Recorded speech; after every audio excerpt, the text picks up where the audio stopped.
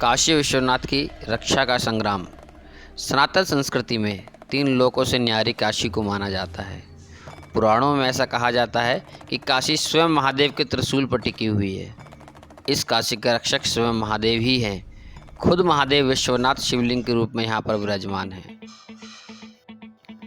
काशी का दूसरा नाम शास्त्रों में विश्वेश्वर नाथ है। कहा जाता है कि 12 ज्योतिर्लिंगों में विश्वनाथ शिवलिंग अद्भुत है।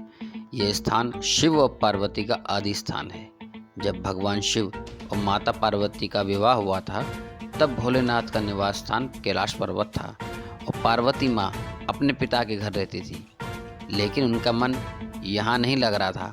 एक बार जब शिव जी माता पार्वती जी से मिलने आए, तो माता ने उन्हें अपने साथ ले जाने की प्रार्थना की। माता पार्वती की बात मानकर भगवान शिव उन्हें काशी ले आए और तब से यहीं बस गए। 1632 में शाहजहां ने इसे तोड़वाने के लिए सेना की एक टुकड़ी भेज दी, मगर सशस्त्र साधु संतों के प्रतिरोध के कारण सेना अपने मकसद में कामयाब न हो पाई। पर उसकी सेना ने काशी के आसपास के 63 छोटे बड़े मंदिर तोड़ दिए थे।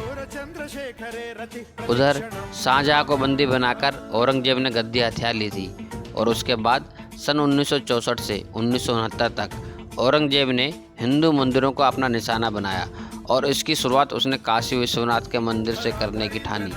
औरंगजेब ने ऐसा इसलिए किया क्योंकि काशी विश्वनाथ का मंदिर उसकी ही राज्य की सीमा के अंदर भी आता था, पर उसे पता नहीं था कि उसके अपने ही राज्य में स्थित मंदिर को तोड़ने के लिए अपने 5 लाख सिपाही और 3 मंत्रियों की कुर्बानी के साथ अपनी 3 बार की बेइज्जती करानी पड़ेगी। इस युद्ध का आरंभ कुछ इस प्रकार हुआ था।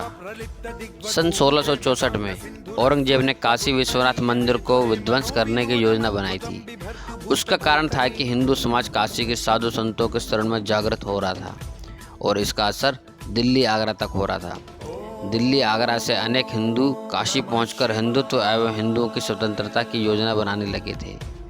औरंगजेब के हिंदुओं पर अत्याचार होने की अनेकों कहानियों को भी काशी की गली गली में सुना जाने लगा था।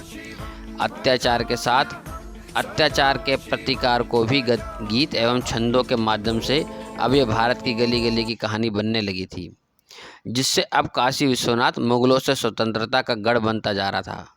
औरंगजेब को डर था कि कहीं उसके साम्राज्य पर यह जन आक्रोश भारी न पड़ जाए, इसलिए औरंगजेब ने कुछ गुप्तचरों को काशी विश्वनाथ भेजा। जब ये गुप्तचर काशी विश्वनाथ पहुँचे तो वहाँ का दृश्य देखकर ही भैंसे काँपने लगे। होली का समय था और स्थान था मणिकर्णिका घाट।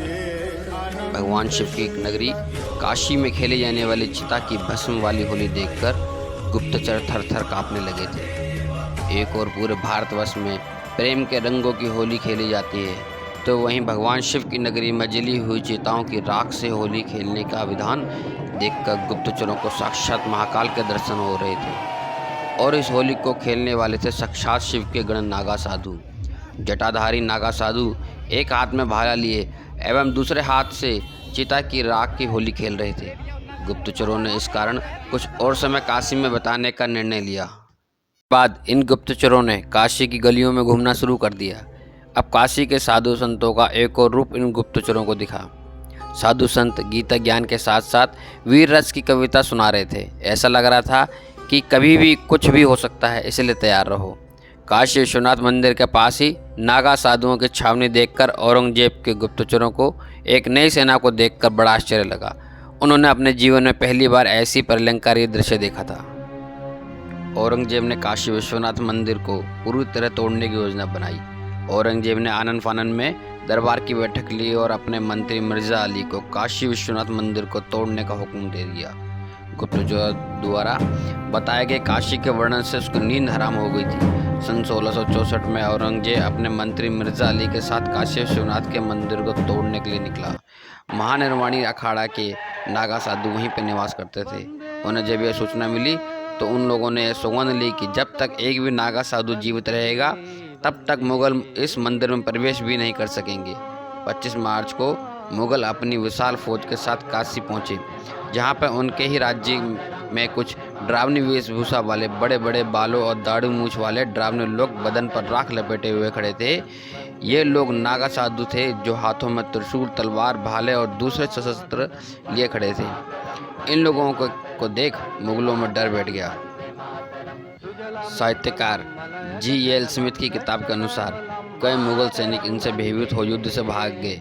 इसके पश्चात कुछ समय बाद औरंगजेब ने युद्ध का आदेश दिया। युद्ध आरंभ होते ही मुगलों पर कहर ही बरस गया। महानिर्वाणी अखाड़े के नागा साधुओं ने ऐसा युद्ध किया कि मुगल सेना के हौस और जोश दोनों ही ढीले पड़ गए।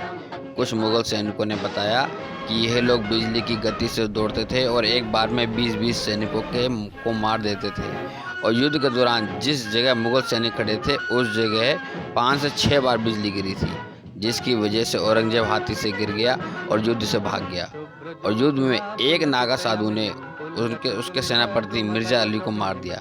इस प्रकार मुगलों को उनके ही राज्य की सीमा में शर्मनाक हार हुई, पर इस हार से औरंगजेब ने सीख नहीं ली और 1666 में एक बार फिर अपनी मुगल सेना और मंत्री तुरंग खान के साथ काशी की ओर एक बार फिर बढ़ा और फिर एक और भयानक युद्ध हुआ। इस युद्ध में भी औरंगजेब की हार हुई और वो युद्ध भूमि से भाग गया। यहाँ पर भी उसका सेनापति तुरंग खान मृत्यु को प्राप्त हुआ। वो यहाँ भी नहीं रुका, वो एक बार फिर 1668 में मंत्री अब्दुल अली के साथ युद्ध में आया और फिर से पूर्व के युद्धों की तरह नागा साधुओं के साथ युद्ध में हार गया और नागा साधुओं ने उसकी सेना और मंत्री का अंत कर दिया। निर्माणी अभिलेखों के अनुसार दशनामी भिक्षुओं ने वाराणसी में भगवान विश्वनाथ के मंदिर की रक्षा में एक बड़ी लड़ाई लड़ी और औरंगजेब को हराया। उन्होंने पूरी दिन लड़ाई लड़ी और मुस्लिम सेनापति मिर्जा अली और अब्दुल अली को हराया और उनका वध कर दिया। साधु संतों ने औरंगजेब के साथ लड़ाई में जीत हासिल प्राप्त करी। सूर्योदय से सूर्यास्त तक युद्ध छिड़ गया और दशनामियों ने स्वयं को नायक साबित कर दिया। उन्होंने काशी के सम्मान को बरकरार रखा। इस हार के बाद उसने एक आखिरी युद्ध की तैयारी करी। 1669 में वो जितने भी अत्याचारी मुस्लिम शासकों को अपनी तरफ कर सकता था उसने किया और 3 लाख की फौज के साथ 29 अप्रैल 1669 को नागा साधुओं के ऊपर टूट पड़ा। इस युद्ध में मात्र 40,000 नागा साधुओं ने मुगलों को दुर्गति कर दी। इस पर भी वो जीत ना सका, पर इस युद्ध में केवल औरंगजेब और उसके 70 सिपाही बच सके थे। औरंगजेब ने जब मंदिर तोड़ने की सोची तो उसे भारत के कई हिंदू राजाओं से युद्ध के संदेश प्राप्त हुए। उस समय मुगल और युद्ध करने की स्थिति में नहीं थे, इसलिए उसने मंदिर ना तोड़ के मंदिर के अंदर ही मस्जिद का निर्माण करवा दिया। एक और घटना जो उस समय घटी वह यह है कि स्वयंभू ज्योतिर्लिंग को कोई क्षति ना हो, इसके लिए मंदिर के महंत शिवलिंग को लेकर ज्ञानवापी कुंड में ही कूद गए थे। हमले के दौरान मुगल सेना ने मंदिर के बाहर स्थापित विशाल नंदी की प्रतिमा को भी तोड़ने का प्रयास किया था, लेकिन तमाम प्रयासों के बाद भी वह नंदी की प्रतिमा को भी नहीं तोड़ सके, जो आज भी अपने महादेव के इंतजार में मंदिर के उसी पुराने परिसर में, जो अब ज्ञानवापी मस्जिद है, की तरह एक टक लगाए देख रही है। मुझे तो मरना है, पर आपका तब बड़ा है, आपको सदियों तक इंतजार करना है। काशी में मंदिर के बाहर खड़े नंदी के कान में ये वाक्य बोलकर उस महंत ने शिवलिंग के साथ कुएं में छलांग लगा दी। औरंगजेब की सेना ने काशी विश्वनाथ मंदिर को तोड़ने के लिए उस क्षेत्र को घेर लिया था। पूरे काशी में मुगल सैनिकों के हाथों में तलवारें और मंदिर को छोड़कर भागते लोगों की चीखें ही दिखाई और सुनाई दे रही थी। तब एक महंत ने हिम्मत दिखाई और महादेव के स्वयंभू ज्योतिर्लिंग को बचाने के लिए शिवलिंग के साथ ही ज्ञानवापी कुएं में कूद गए। उधर औरंगजेब ने मंदिर के उस हिस्से पर कब्जा करके वहां नमाज पढ़ना शुरू कर दिया और वहां मस्जिद का निर्माण शुरू हो गया। मित्रों, मेरे आगे आने वाले वीडियो में देखिए कि सन 1666 में औरंगजेब की सेना ने हरिद्वार के कुंभ पर किस तरह हमला किया और किस तरह नागा साधु संतों ने हरिद्वार की रक्षा करी।